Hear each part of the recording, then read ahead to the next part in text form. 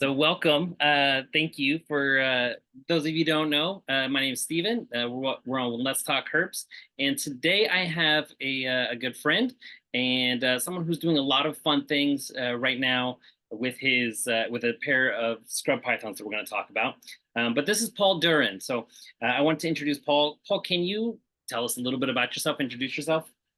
Sure. Let's see. I live in Seattle.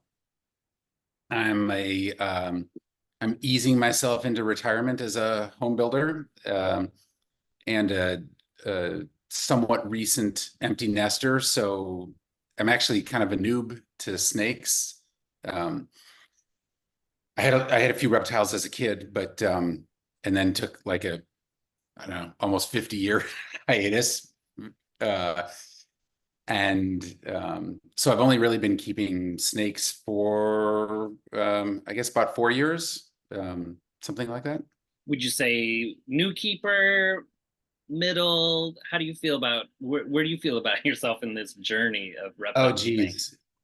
Well, it's not a linear slope, right? Like Yeah. I mean, I feel like for how long I've been doing it, I've been pretty serious about it the whole time. And I've tried to educate myself as much as possible.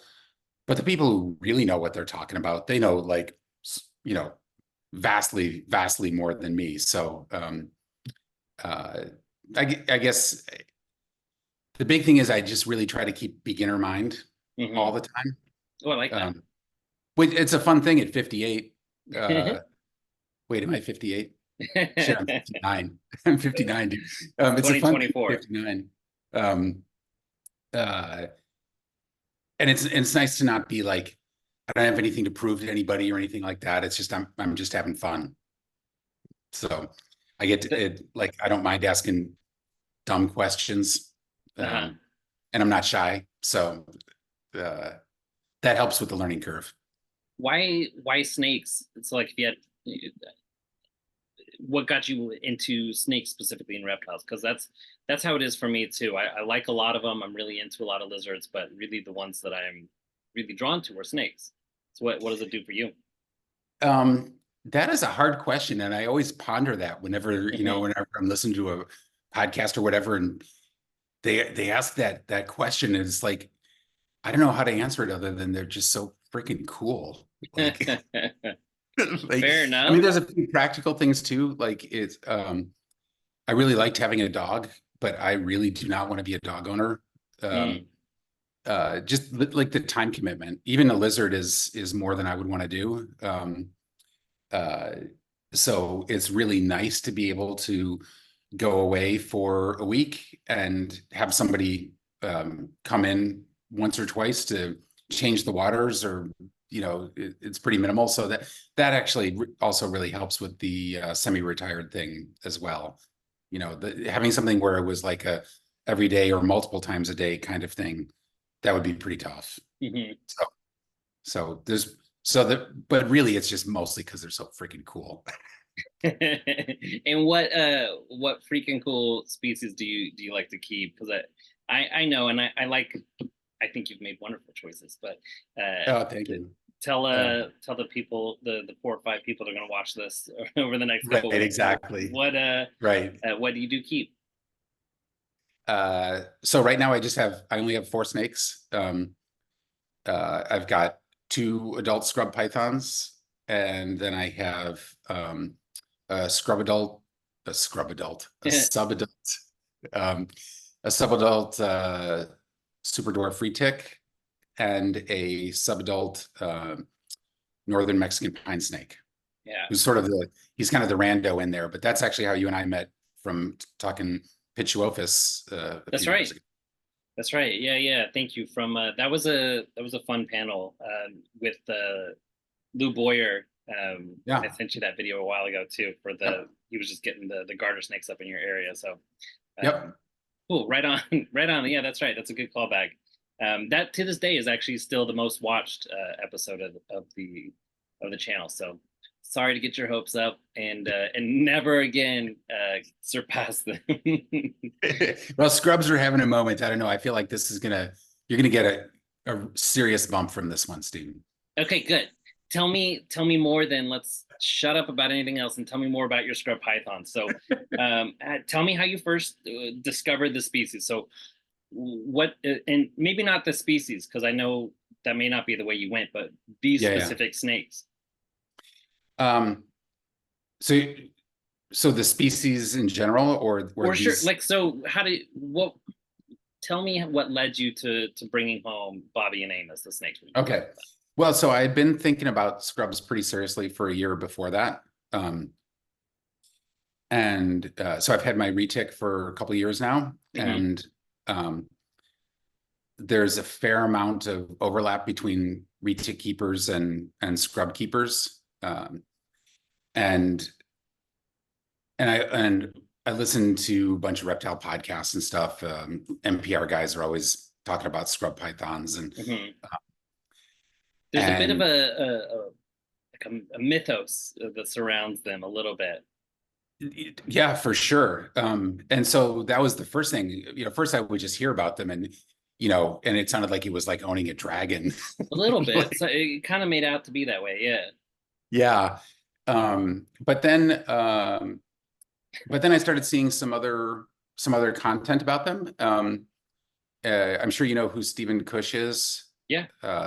He did a video with Reach Out comparing scrubs and retics, Oh, that's right. and Yeah. and I saw that. I'm like, oh wow, okay, that's really cool. And so then I just sort of went on a deep research dive and learned everything I could about them, um, and found that I just kept running into like lots and lots and lots of walls because they're nowhere near as well known in a lot of ways, and there's a lot of taxonomic confusion and what's a species, what's a locality. It gets really complex, and it can be a little bit off-putting for somebody And who's trying to get into it. and so I kind of want to stop a little bit there because that's one thing that I think a lot of people say. You need to do your research. You should research. You should do your research. Oh, and I was research, but for some people that don't have any reptiles or aren't into it, what does that look like? So how were you researching? What does that mean? Like, what does that look like for you? Boy, scrubs would be a super hard one to start with to Sure. Yeah. research. Um, it was way easier to research. Like when I first started thinking about buying more snakes, I thought I was, oh, well, it's going to be a corn snake. Like Hmm. I have to learn about corn snakes. Uh, and that was really easy to research. And then it was a little bit easier to research um, super dwarves and retics in general because there's a lot of media, content about them. Uh, but boy, how do you for something like researching scrubs? What did that look like? I went back on the NPR back catalog and did a keyword search on scrubs and listened to all of those podcasts, which there was like 15 or 20 of them that talked about them specifically. I went and looked at every 15-year-old website I could find of people posting about breeding them or um, whatever. And then I went to shows and I talked to people. Hmm. Uh, I talked to, there's a couple of people at the local show who breed them. I actually went to Tinley specifically to talk to Stephen Cush about scrubs because I knew he was going to be there and he's going to have some. That's great. Um, it was awesome, and then and that was my first time meeting an adult one in person. I was like, Hmm. oh, and she was super chill. She was just amazing. And when you know how it is, right? When you meet a snake that you've been thinking about and it actually is what you're hoping it's going to be. Yeah. Absolutely. Oh, Yeah. but but I still had all those questions about like, holy crap, are these things, like death from above? And so then I started to look at, I went to another breeder's house and I looked at his scrubs, which were hitting the glass constantly. And I looked at how those were being kept. Hmm. And mostly they're being kept in drawers. So they're doing the whole Jack in the Box thing. Right. And they have minimal hiding, like kept in not the tiniest cage, but not a very big cage. So they have these ones that I was looking at had no way to retreat. Sorry, I'm not answering your question No, it's good. Keep searching, going. but Because this is exactly this how was I do actually it part of the too. research of actually Yeah. going to people's houses to see them in action. Yeah. Um, and at first, it like when I saw the ones that were a little bit scarier, it was it took me a while to really put into place in my head, okay, why might that be? And it could be that that was also just one of those individual snakes that was kind of at the far end of the behavioral spectrum, Yeah. but it was in a small cage, had almost no retreats. A lot of people don't give them perching because and for folks that don't know, they're pretty strongly semi-arboreal. Like I almost never see mine on the ground. Right. People don't like to give them perching because that makes them hard to get out. And, they can get to be quite large snakes. And so, you'll see people say all the time, oh yeah, I would never put a branch in there because then if I need to get it out, it's just going to hang onto the branch. So then you have these snakes that are in these where it's just a box with maybe a shelf and a hide. Mhm. And surprisingly enough, they find that difficult. Right. Right. You put a large predator in a very low information, low stimulation, I guess is the better phrase for it. Yeah. Environment. Yeah. I could definitely see why that's going to sort of stunt their thinking. It's the same thing like a Yep. tiger in a cage. I mean, I was telling you earlier, I work in a dog kennel, and you know, after a certain amount of time, the dogs in the kennel, it's too much for them, and some it can do longer than others, but it's the other. And I don't want to say that snake is a dog, but obviously they're both vertebrates, right? They still have a brain, Yeah. and need that sort of enrichment. So that's a really astute observation. So you kind of gave you a little bit of optimism that like, oh, maybe these things aren't going to just tattoo me with Right. bites. Right.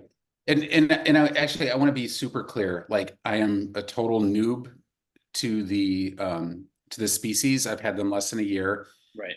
And uh I just want to be like super, super, super clear. I only know the little bit that I know. I only have the experience that I have with just a couple of snakes. And And so I'm not criticizing the other, the other people who have been generous enough to let me into their houses to show me their snakes, or um, they keep the way that they keep and they have their own rationale for doing it that way. And so I'm not pooping on what they're doing.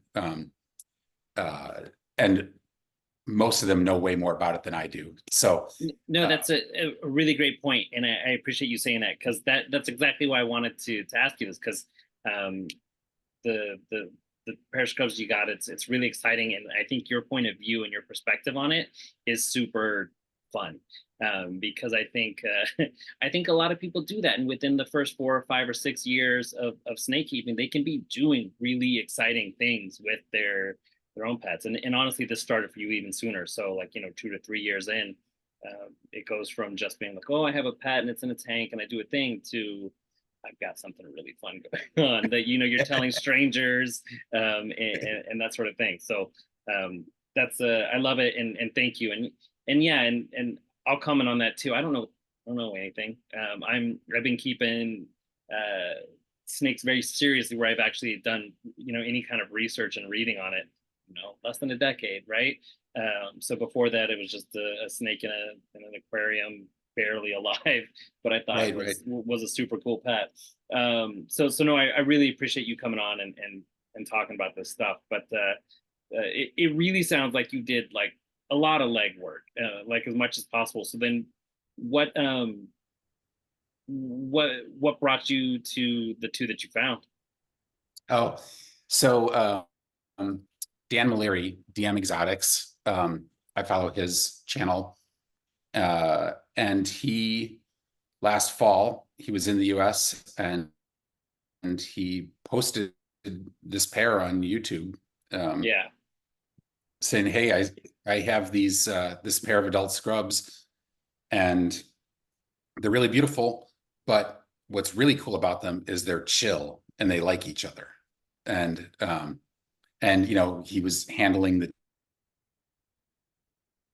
two of them, and they were just relaxed, inquisitive. They weren't just like draped on him, right? They never stopped moving, but they were uh they're just like that calm demeanor with them. I mean, I reached out to him right away. That's so awesome. I remember the specific video because it's very much not like a lot of his snakes. I think he was just like in a yard in Southern Yeah. California, showing those two snakes off. He's like, "This be around. You should definitely get these." And I was like, "Those are neat snakes." And then you Yep. thought the same thing, except you called them. And Yep. how'd that go? Oh, great. I mean, he's amazing to work with. Yeah. Uh, of course, you know, he has the reputation he has for a reason. The backstory was that he had imported them they were captive hatched at a farm in Indonesia in 2017, and Hmm. he had imported them. Um, uh, uh, Actually, he has a video on his channel of the visit to that farm in 2017 when he picked up those snakes. Oh, It's cool. pretty cool. And yeah, yeah. Um, and he imported about 30 of them. Uh, and there was a fellow in San Diego who bought 4 of them and hoping to breed them and never got them to breed, and and just was kind of done with it. And so he sold them. I don't know if he sold all 4 of them back to Dan or just that one pair, but he got out of scrubs altogether. Anyway, Dan had that pair.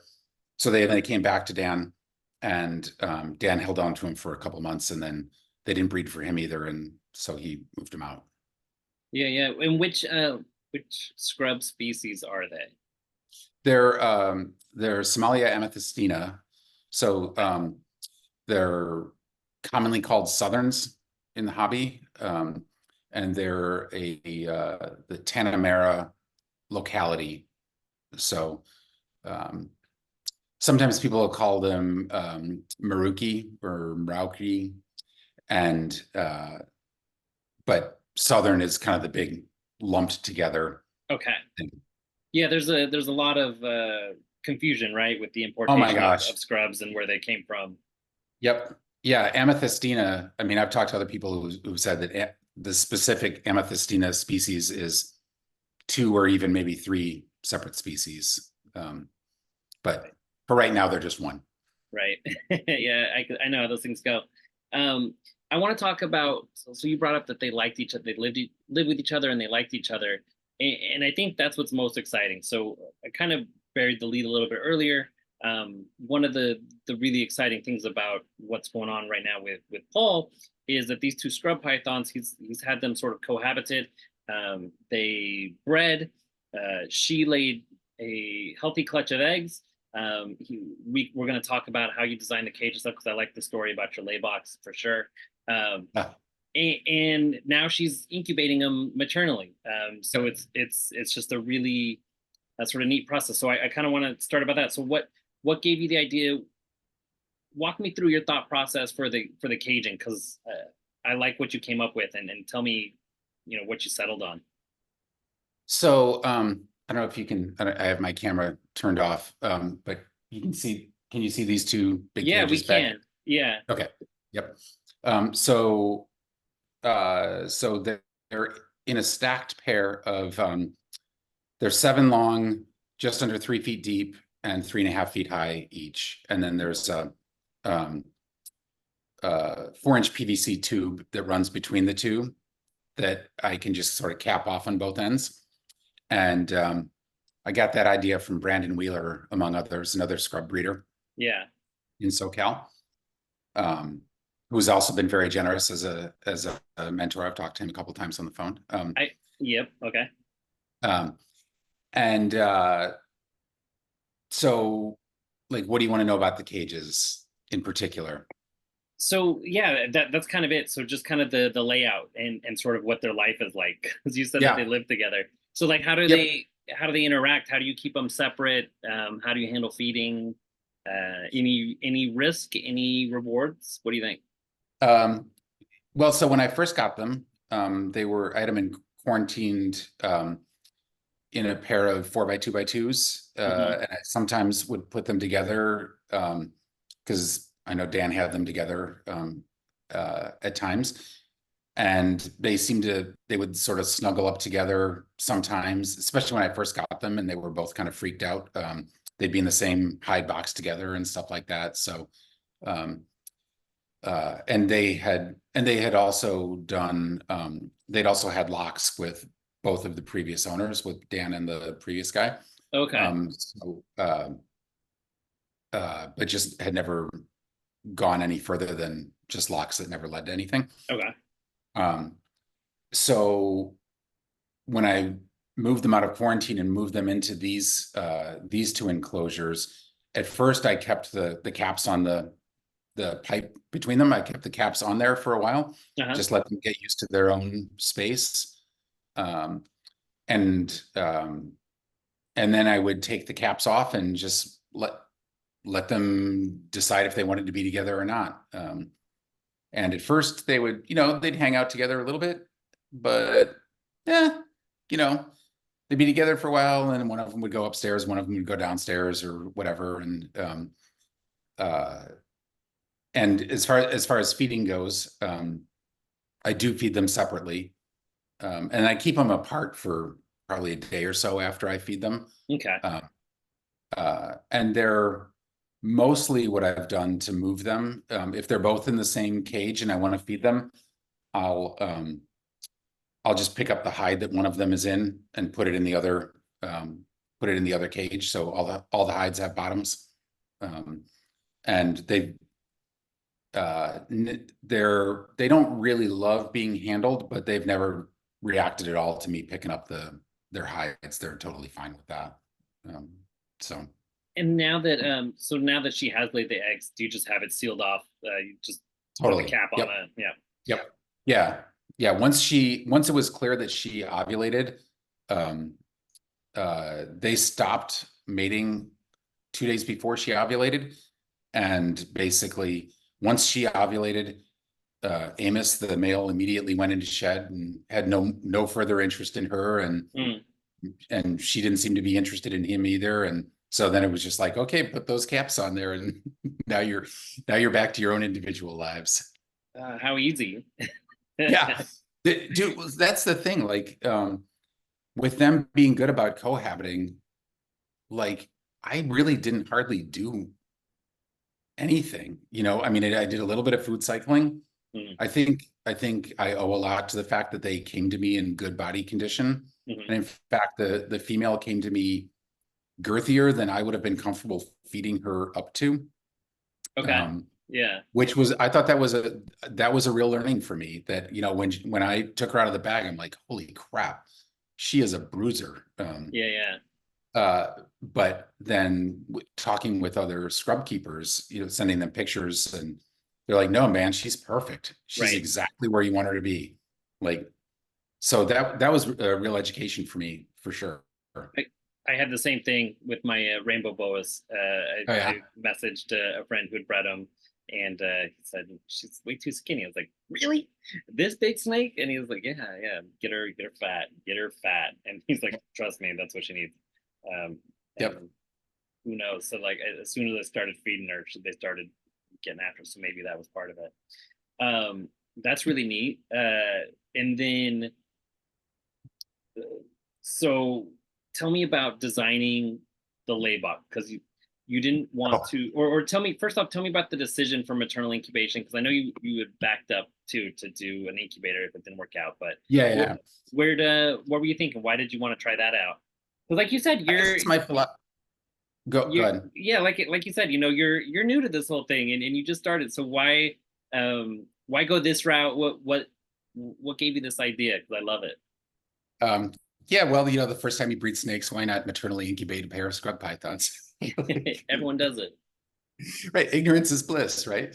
Um, uh, yeah, like I was joking with somebody that if I ever did a snake business, it would be like Dunning-Kruger Exotics, like,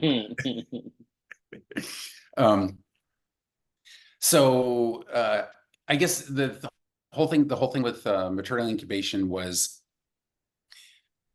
generally philosophically, I'm pretty into the whole thing of, I keep them partially because I think it's really cool watching them do natural behaviors. Mm, And mm, mhm.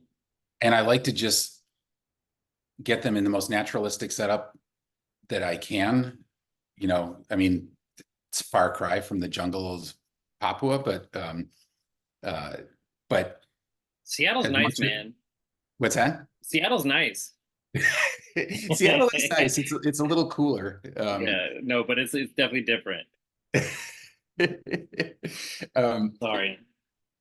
so I guess so. Part of my philosophy, it's not just I mean, I don't think of like just leaving them to their own devices and whatever happens, happens. But I mean, it's more, since I only have one clutch, and this might be the only clutch that I ever have. Um, it was like, well, what's going to be the most interesting thing? Um, and maternal incubation seemed way more interesting than sticking them in an incubator. And which, again, I'm not dissing artificial incubation. Um, and also, like, I didn't have a monetary stake in them. Like, I need to maximize the number of babies that I get so I can sell them, or, Yeah. I mean, I'm just totally just doing it for fun. So, and it's been freaking amazing. Mm. So, like, I'm super happy I did that so far. 3 weeks in. I will say, I will say that we're both in Lori Torini's behavior education Patreon, and you Yep. share a lot of updates of what she's doing and that sort of thing. And it's worth it. One, that's I think one of it's growing a lot, which is great, but I think one of the most underrated probably channels on YouTube and Patreon. But it's worth it on its own, but it's also worth it the cost of admission just to get the scrub updates. Honestly, it's been a good Oh, ticket these thanks. days. Oh, So thanks. you said you 3 weeks in, and so tell me about the lay box. How did you get it? Because if you want to do it right, she's got to have the perfect conditions. So how'd you set that up for her? Okay, dude, I kind of like, I overbuilt it. I experimented for weeks. So, Mm, okay, so what I was really worried about was the scrubs come from a super high humidity environment, and I generally feel like, well, I keep them more humid than most people do. And I feel like, as far as I can tell, they are thriving in that high humidity environment. okay. So I was really worried about, I wasn't worried about the temperature in the lay box, but I was worried about maintaining adequate humidity in there. Um, and so I came up with this idea. Another friend helped me brainstorm it, a few people, but I don't even know if I can describe it. Basically, there's an inner lay box and an outer lay box. Like, picture a double boiler. Hmm. The inner one is a perforated bottom, and below that was a warm water bath that had an aquarium heater in it. And so the idea was that and then the upper one is filled with sphagnum moss. So the idea was that there'd be warm, moist air coming up from below from this warm water bath, not enough to get the sphagnum moss wet, but enough to keep the humidity very high in the lay Sure. box. And that did work, but it worked a little bit too well. And it was just, I felt like, okay, there's not enough air circulation in there. I mean, eggs always get a little bit moldy, It was like especially during steamy. maternal incubation, but like, there were black spots on there earlier than I was feeling good about, on those eggs. Okay. And so I just pulled the water bath. I just pulled that part off. And now I just have the inner box sitting in a corner of the enclosure. Um, and the humidity is high enough. I have a Govee in there. The humidity stays around 75% or so, something like that. And she she's really, really good about wrapping them. Oh, you know this, but other people might not know this. So, okay, so when she laid all the Yeah. eggs, they're like in this, like a ball shape, a sphere more or less, right? Because she's not just laying them on the floor of a tub. She's in Okay. this nest box with really Yeah. deep sphagnum moss. And she made uh, a bowl in the sphagnum moss and then laid the eggs really deliberately in a sphere. That's so cool. Like a And soccer then when ball. she wraps them, she is all the way around them, like from the bottom to the top. She's like the shell on an egg. Really? Yeah. So she picks them up, gets her coils underneath them, and then goes around and wraps it all the way to the top. I didn't know that she went underneath them like that. Is that like the coolest freaking thing ever or what? Yeah, that's really It's cool. just That's really cool. So how big is this lay box? I think it's was it 17 quarts, something like Okay. that. So Um, not that big. I'm using that as a stand for my laptop. So otherwise it's like staring straight at my belly. right, Um, right. so okay, yeah, that's I would have thought. And it's how long of a snake? How big? She's like 9.5 feet. But Yeah, that's the other thing about she's scrubs are super slender, so she can easily fit in a shoebox. that's amazing. Yep. Yeah, like if people if you just see her like curled up on a perch or something, you would never ever think that is a 9.5 foot snake. Um, so oh, but I was gonna tell you one other cool thing about the nest box. Yeah. Since I can't do anything simply, um, I was finding it a little bit difficult to keep the temperature correct in a narrow range in the nest box. Like, Is this after you remove the hot water and yeah, everything? yeah, yep. A little bit before as well, but then once I got rid of the water, then I started having wider temperature swings. Hmm. Um, and so I have a Wise cam in there, and those things actually generate a decent amount of heat. So I realized, oh, I can plug that Wise cam into a smart plug, into a Govee plug, and the Govee, the Govee that's in the nest box talks to that smart plug. So when it gets too warm, the camera shuts off. And then when the temperature drops back down, the camera turns back on. So basically the camera is like a little auxiliary heater. That's fantastic. Isn't it Um, eh, I'm very what proud of that. so does it, and you find that that's doing like the trick, that's helping stabilize things out? Yep. Is it, how often is it on and off? Is it like all day on and off, or It's how does that no, work? it's on probably like 22 hours a day. The only time it goes off is when the basking lights come on for a few hours Ah, around midday, and that heats up the whole enclosure enough that the camera shuts off for a couple hours until the entire enclosure cools back down. that's funny, yeah, because it's in a small spot, so that makes sense that it would generate a little bit and kind of not escaping it. It's Right. pretty handy, It's just little enough to trick. like fine tune it. Yeah, Um, yeah, it's just a so little extra kick. I noticed too. I ran into like a similar thing. I think that's is worth mentioning, that the extra electronics we put in. People say like, oh, LED lights, UV lights, they don't give off any heat, and that's true. However, the units that create the light definitely do. I mean, if you temp gun especially like a even, big jungle dawn. yeah, if you temp gun that thing, it's well over 100 degrees, 110, Oh yeah. 120. So it's important to let that stuff air out, especially if you have a tropical species. But Yep. even for the longevity of the electronics, because it burns them down. But anyways, we've learned that the hard way, I think. But that's really cool with the camera. Um, how many eggs did she lay? Do you know? I don't know for sure. The uh the most I've ever been able to see in one view is 11. But because she picks them up Hmm. every day, a couple of times sometimes, and then like it's slowly rolling. So I see different views of the eggs every day. And I've tried a couple of times to like figure out in these different views, okay, that's number one, that's number two. But I'm guessing there's probably like, I don't know, 12 to 14, something like that. And there's one of them that is a little bit suspect, that's got sort of a a, a gross looking end, but it hasn't progressed. It's looked basically the same for Okay. 3 weeks, and the ones that are touching it don't seem to be affected. So What's an average size clutch of I think leather this is kind struts? of a big clutch, actually. Okay. So my impression is that they're usually more like 8 or 10, something like that. But they've been bred so seldom that there's not great information about them. Um, Right. so Gotcha. So we're finding out. Maybe yeah, this will just up the average.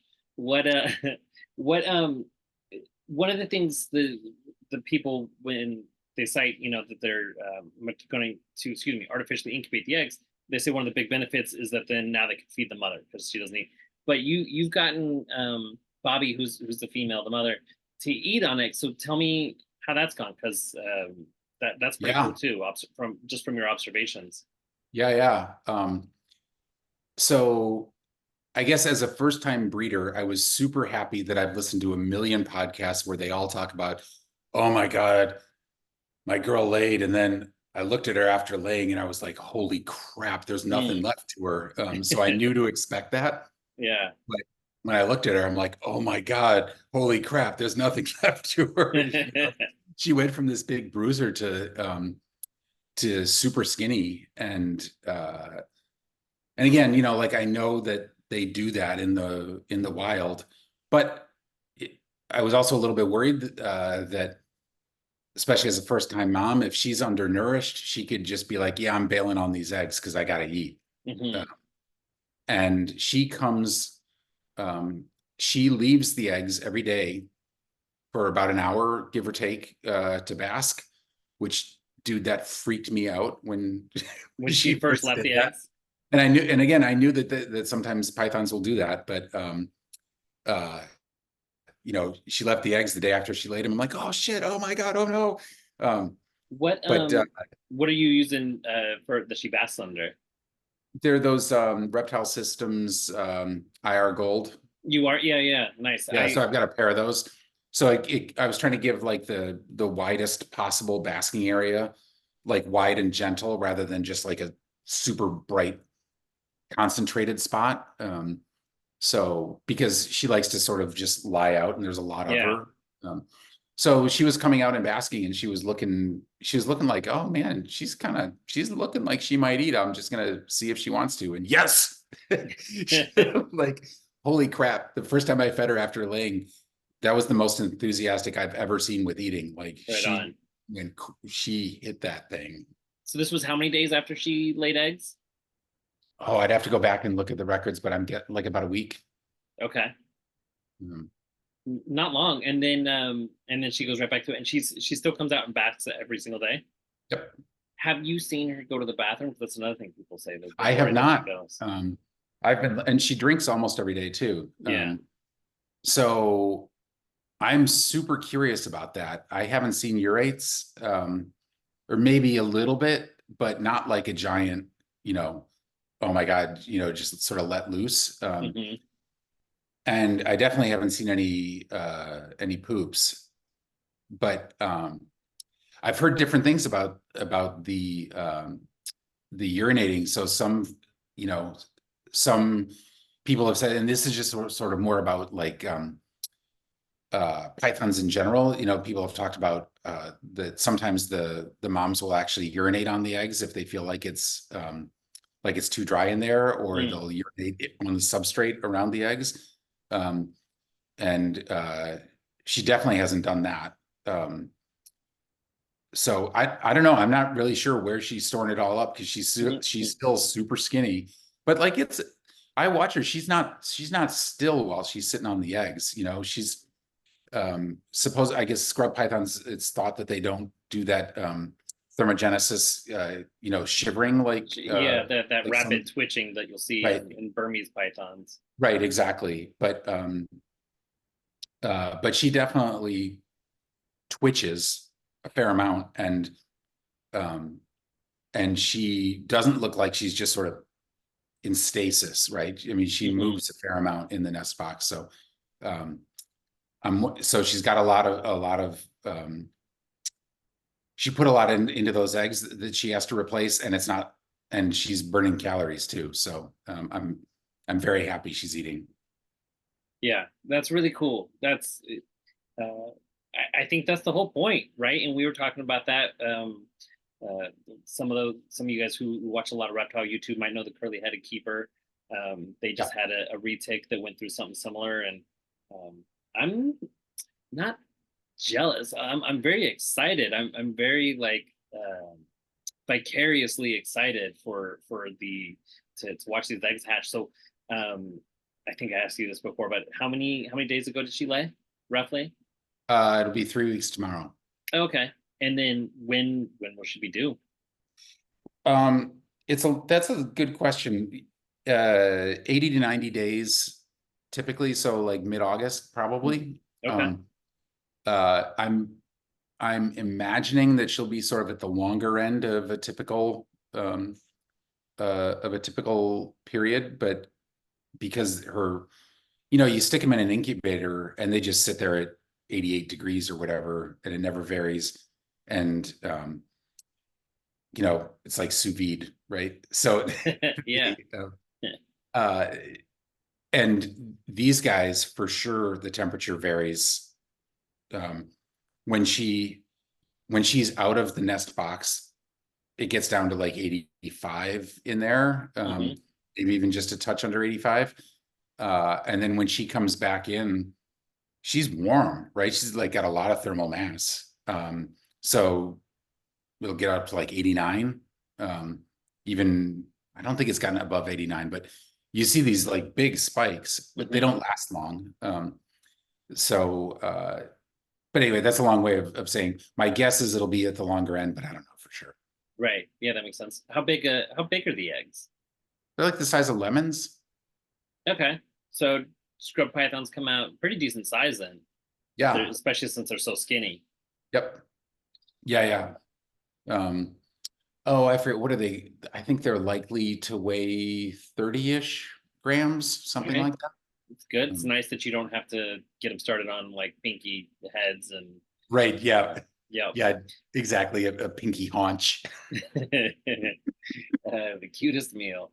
Well, that's really awesome. And then you'd mentioned something earlier too that I'll go back to, and you said that you don't like to handle them too much. And I think, but that doesn't mean that you don't get them out, right? Because Right. Amos, especially now, Amos, like tell me what he's like when you let him out, because I think there's been some cool stories Yeah. and stuff. I've So really that's enjoyed that. actually, I'm glad you asked that, because that's been their, I mean, you've seen the pictures, right? These guys are like spoke snakes for scrubs. I mean, Yeah. good ambassador animals, but especially Amos.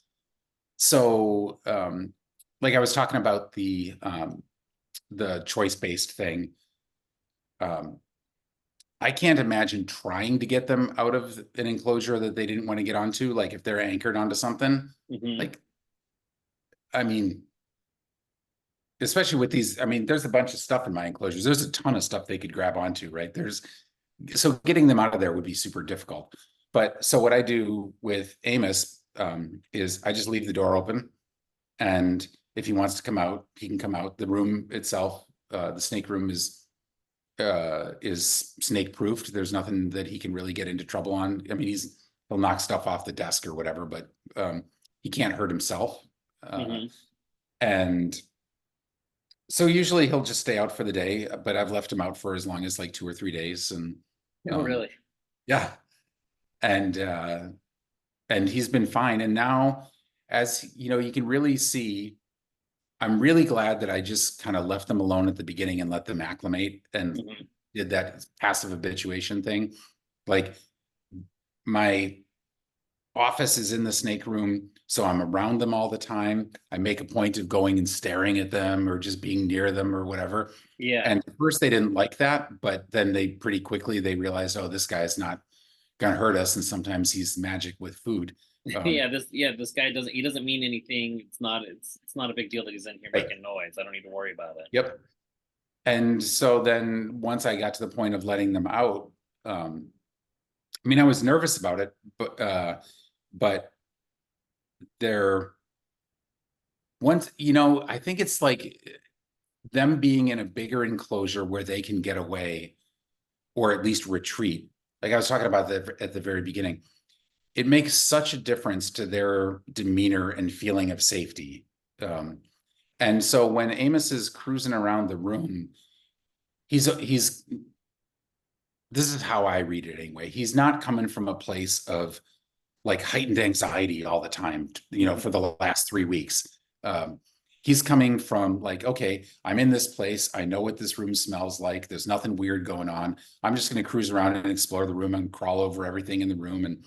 Um, and then when I go to put him away, I just I don't just go like scoop him up, but I reach underneath him.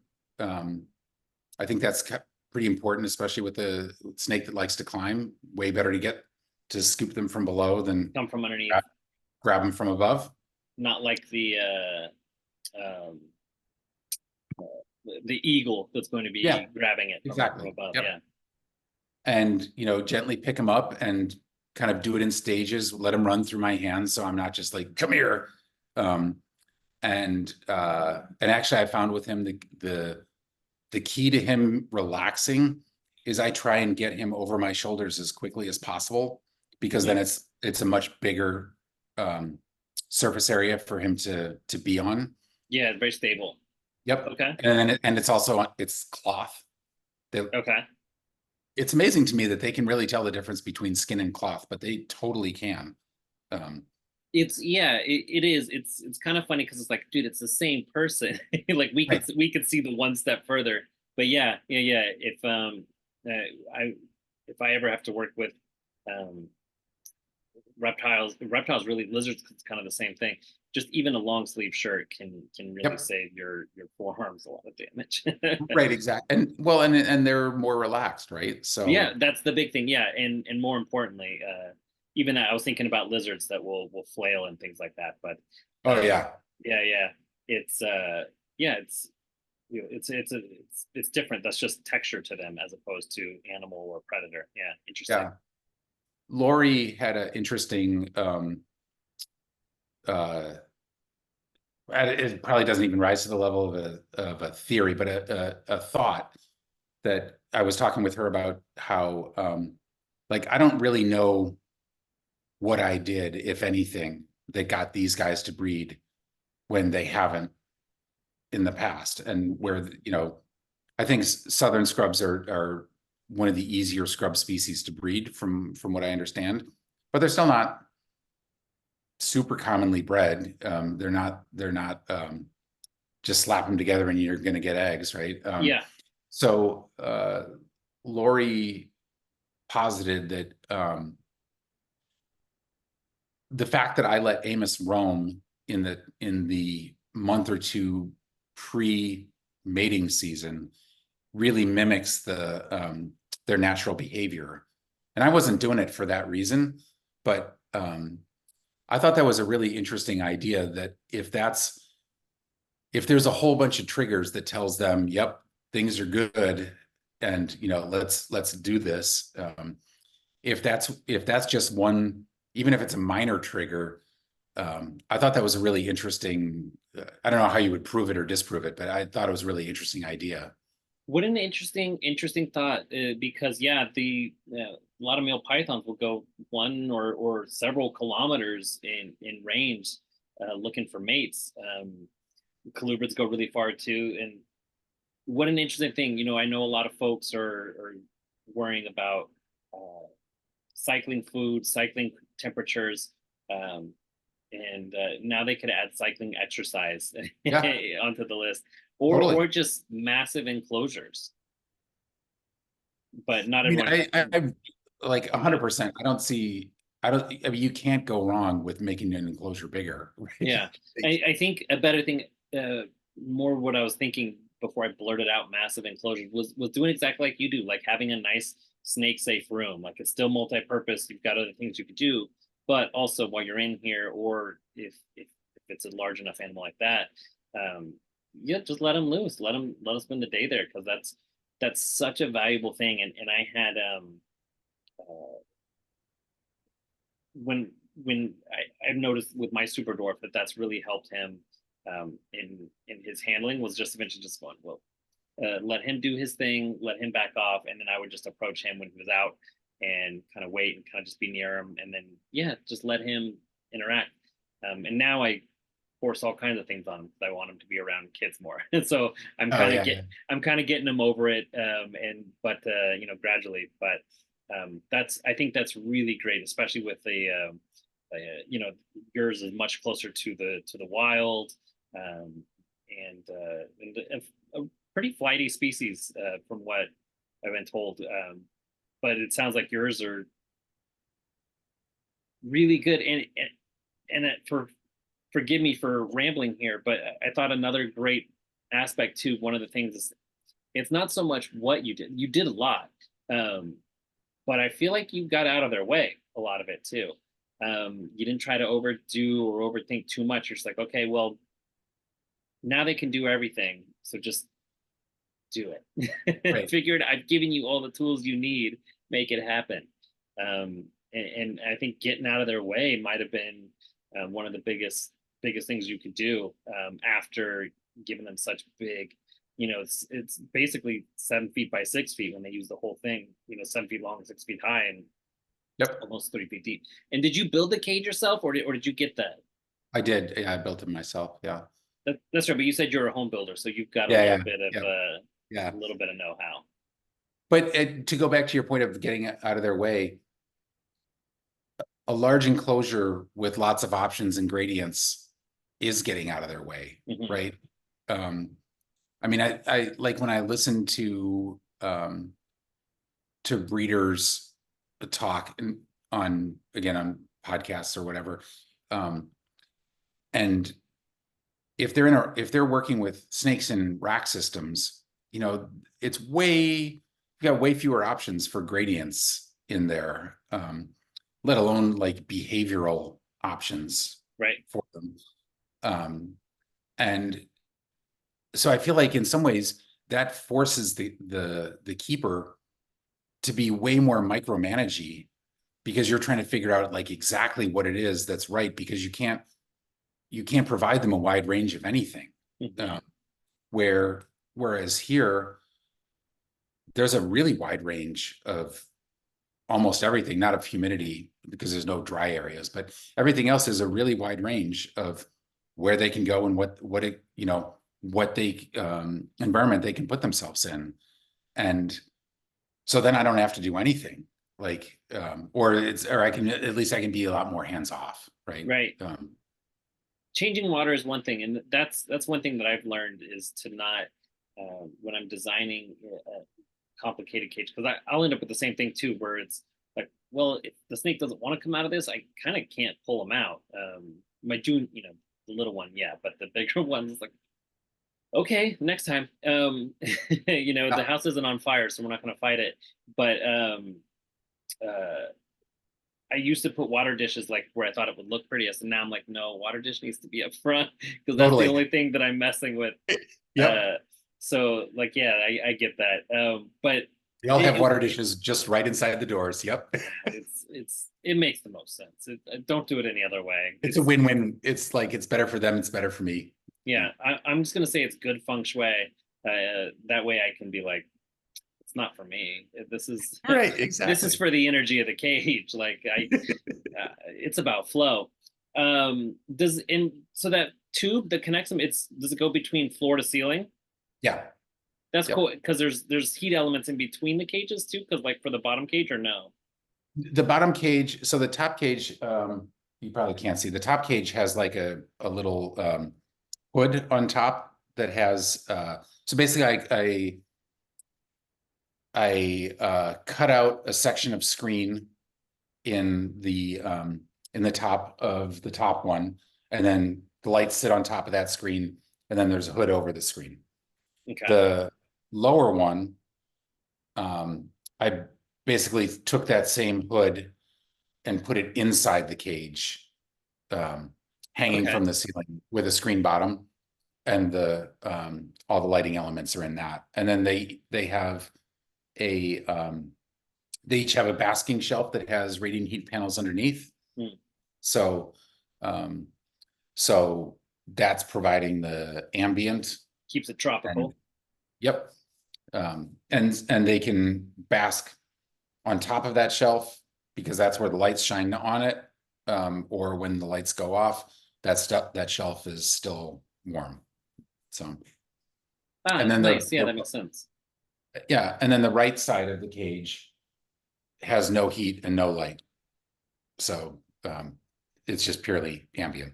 Nice. Where'd you put the lay box? Is it in the middle, on the dark side, on the warm It's side? on the dark side. Okay. And so Yeah. then that's why you added the extra. Well, dope. Paul, this has been I think really fun. I think if anyone wants to see more of them, where should they find you? Can they follow you on social media anywhere or what? I don't really post hardly anything about them. I mean, they could join Lori Torini's That's what I would Patreon. say if they want to find the scrubs. Yeah. Yeah. I also post about them sometimes on a couple of the Discord groups that I'm in. Okay. So actually I will I'll say I'm a firm believer in supporting content creators who who are really doing stuff to add to the community. And so Lori, Morelia Python Radio, Retic Lounge, all these folks who are really doing a huge amount of good for the community. They're fantastic. I agree. They're fantastic. So I support all of them, and then their Discords, or their Facebook groups are really positive places to hang out. So mostly that's where I post about them. Yeah, the behavior education group is I think one of the most positive and informative groups out there. I learned so much just from people sharing what they've seen, as well as uh, just asking questions and things like that too. So Yep. it's it's a safe place for people to guess and think because, like you said, a lot of this stuff is just us speculating what they're doing and trying to come up with answers, and um, folks with a little bit more knowledge can guide it. But at the end of the day, we don't know. We're not snakes. Um, Totally. but we could talk about it, and I appreciate you doing that with me today. Is there Yeah, anything else? likewise. Anything else you wanted to add or say to the people before we say goodnight? No, I also appreciate all the stuff you do. I think it's awesome. I mean, you already do a job day to day that's a public service that I'm grateful that you do. So the fact that you add on to it with even more giving back to the community, I think is really awesome. So thank you for doing that. Oh, I appreciate you saying that.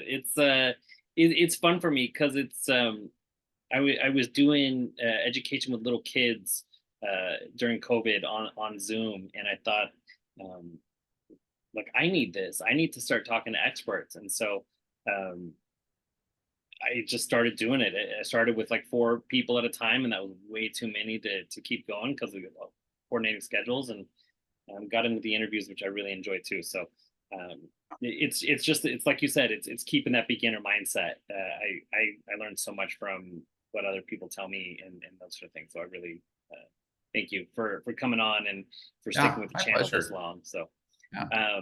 cool. I'm gonna kill it the interview if I can figure out how to